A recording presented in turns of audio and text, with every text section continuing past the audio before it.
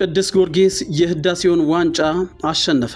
ታሪካዊው የአዲስ አበባ ከተማ ክለብ ቅዱስ ጊዮርጊስ በአዲስ አበባ ስቴዲየም በተካሄደው የህዳሴ ዋንጫ የፍጻሜ ጨዋታ ላይ መቻልን 2-1 በሆነ ውጤት በመርታት ነው የውድድሩ አሸናፊ ሆነው። የፈረሰኞቹን ድል ያረጋገጡ ግቦች የተመዘገቡት በአሸናፊ ጌታቸውና በአጥቂው አዲሱ አቱል አማካኝነት ነው። የመቻልን የስፖርት ክለብ ብቸኛ ጎል ቻርልስ ሙሴጊ ያስቆጥሮታል። ቅዱስ ጊዮርጊስ በአዲስ አበባ ከተማ ዋንጫ ወይንም ሲቲ ካፕ ታሪክ ከፍ ያለ ስኬት ያለው ክለብ ሲሆን የዋንጫን በማንሳት ታሪኩን ማስቀጠሉን አረጋግጧል። ፈረሰኞቹ ባሳዩት የጥንካሬና የብቃት ደረጃ ደጋፊዎችን በማስደሰት አዲሱ የውድድር ዓመቱን በስኬት ጀምሯል።